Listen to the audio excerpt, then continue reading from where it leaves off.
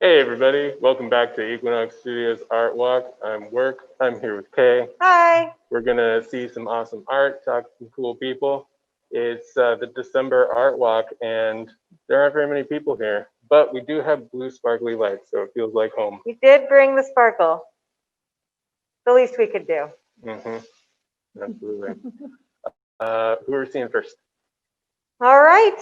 We are off to see Anna. Let's do it. Let's go.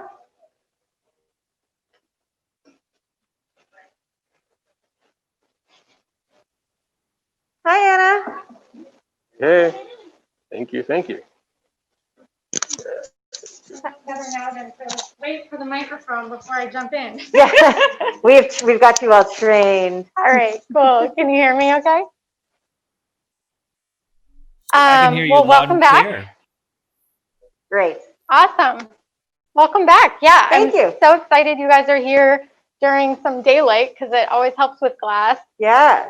Asking for direct sunlight would be, too much for Seattle winter, but I think it must be like in winter, it just doesn't quite get over the building. But yeah, I can tell you a little bit about this body of work. Does that? That sounds perfect. Yeah. Okay. Let us know. And will you tell us who you are? That would be a good start. Sure. You're Let's right. go for that. I'm Anna. Anna Guarneri. Yeah, my info is probably on the screen. Right? It is. Yeah. So I work in glass and do some drawing and painting and other things as well. But those are mostly what's here today is the glass and the drawings.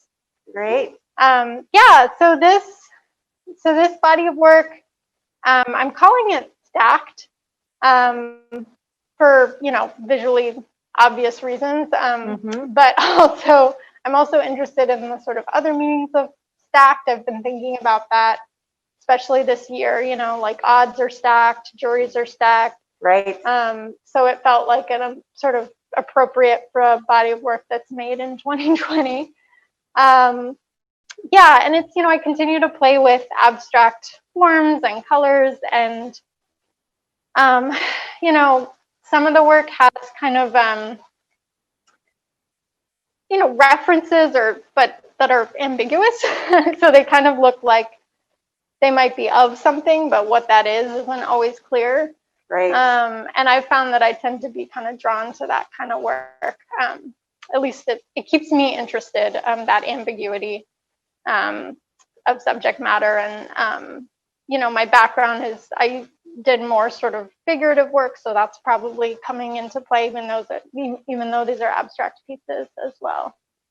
Yeah, and when I started this back and forth working, I sort of got back into glass after a long time away, and I had been drawing and painting, and I thought it would be sort of like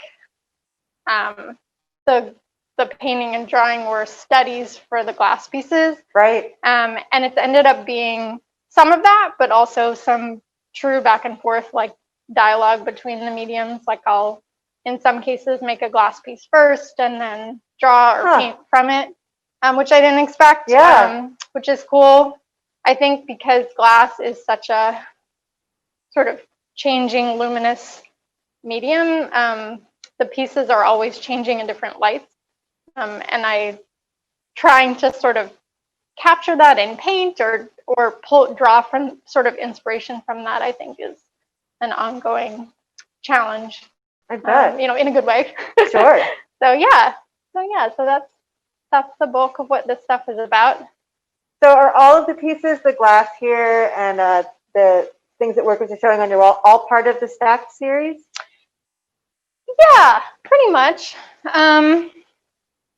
Yeah, sort of started with these, and I have more panels that are sort of in this grid-like composition over here. So it sort of started with that, and then started to morph into variations on that. Yeah, but I see connections mostly. There's like gravity, weight that comes across, I think, in all of these, and there's some sort of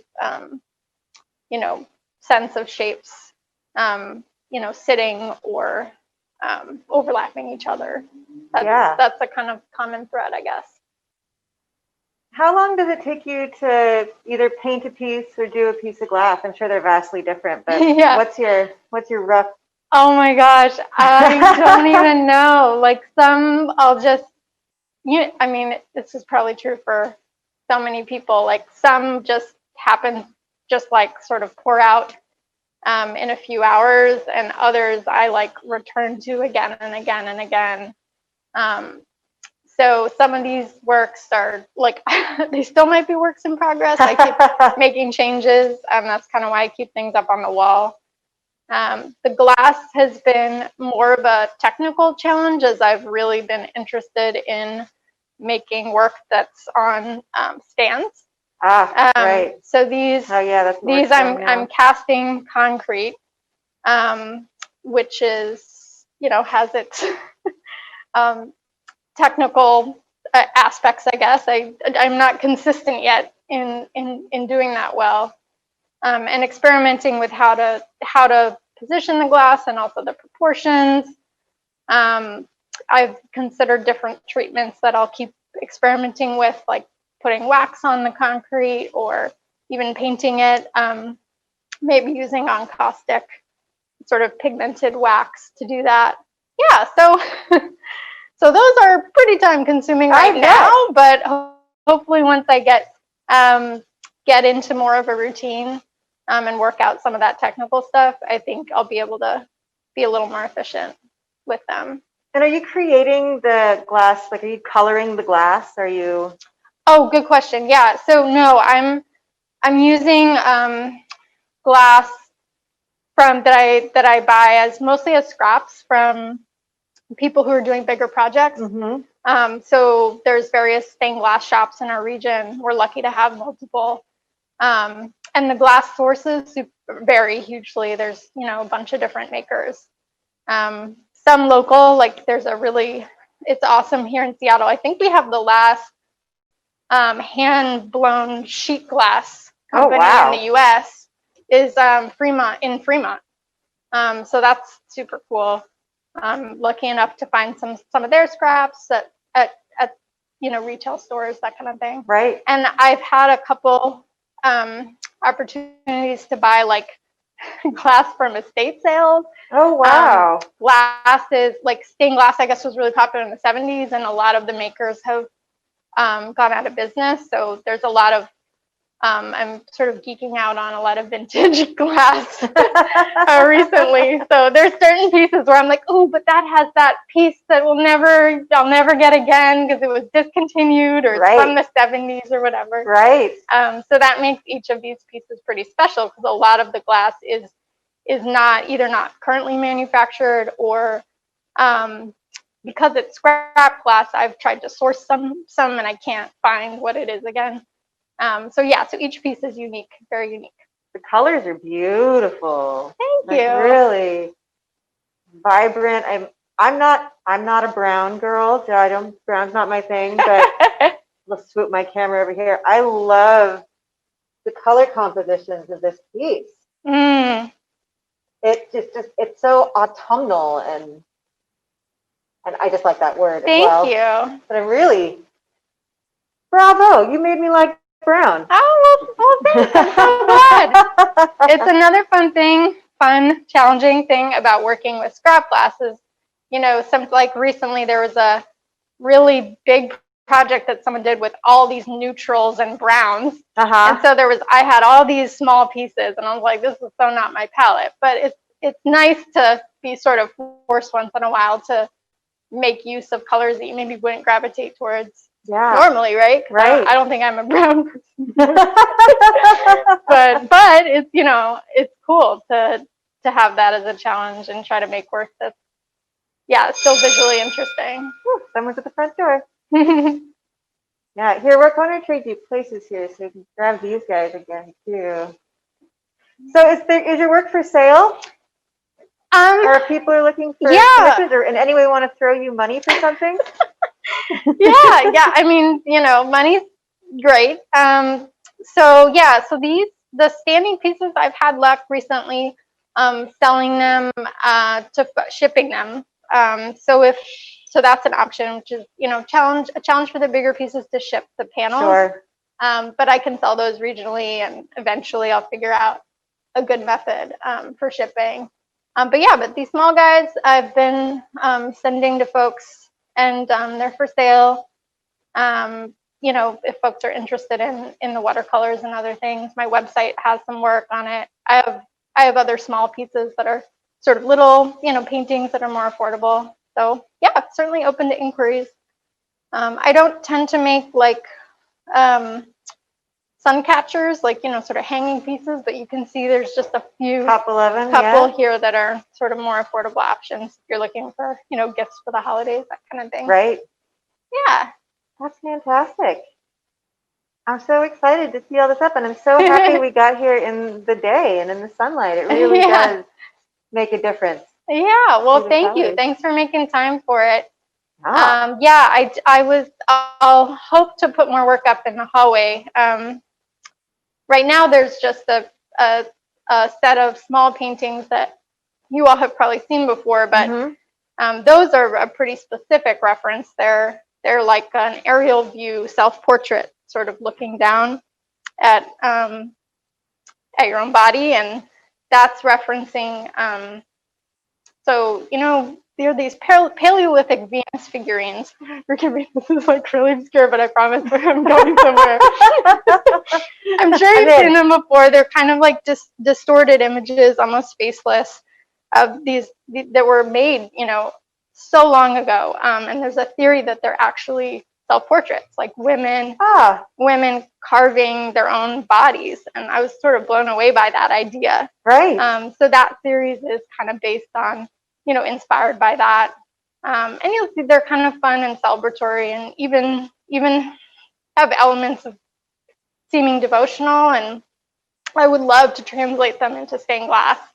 So that's like a dream project. So if you know of any, grant opportunities for that one. Yeah. Because, with the history of stained glass in our sort of Western culture, and it's a pretty loaded medium, but has that kind of religious and devotional connotation. Right, of course. So it seems like a interesting way to make stained glass work with that kind of figurative content. Hey, Work, do you want to go check out what's in the hallway and show us some images of that since we're chatting about it? Well, that's great. I will certainly keep my ears open. If anybody else out there knows of grant ideas, Yeah, let me information's at the know. bottom of the screen. Anna would love to pursue this. Yeah. And then, that's my only, I think, directly figurative work right now. But honestly, my sources, like, I'll find myself taking photographs of things that are so varied, and I think a lot of abstract artists do that. Like, anything from like the pile of trash that I see on the side of the road, or certainly like bodies are interesting, and sort of shapes that come up for me in my work. Recently, what was sandbags? Like, I was sort of obsessed with the construction site, like the Amazon, whatever they're building over there. Whatever they're building over like there. Sandbags and pile, I guess goes with the piles and stacks theme. Right. But it's interesting. Like, I won't, things that, maybe are regular or pretty normal in people's, like, we see every day, but when you really look at them, I start to think that they look so absurd, and so often that kind of thing will end up being kind of making its way into the work. Even if it's not super direct. So love it. I'm talking your ear off here. You are doing just great. You are doing just great. Well, Tabasco, are you seeing a little bit of flickering on the video there? Just checking. I'm getting a little, I don't know if it's just me that's getting a little gray flicker. Oh, that's better. Oh, that's better. Kind of going in and out. It was a little strobe effect. You could pretend that's on purpose. Exactly. Thank you. I appreciate that. Awesome. Well, do you have anything else you want to say to folks before we wander on down the hallway? I think that's it. No, I'm excited to be part of Equinox, and oh my gosh, thank you so much for doing these tours. the virtual version, and yeah, we're lucky to be part of it. Yeah, well, we can't wait to really do it up in style next year. But Yeah. for the moment, we're going to have as much fun as we can like this. Double the party next year, right? That's right. It's going to be crazy. It's going to be the very, very open house. Yeah, let's do it. All right. Well, thanks so much, Anna. Yes, thank you both. Greatly appreciate it. Have a good rest of your day. Have a good rest of your tour. Thanks. Bye.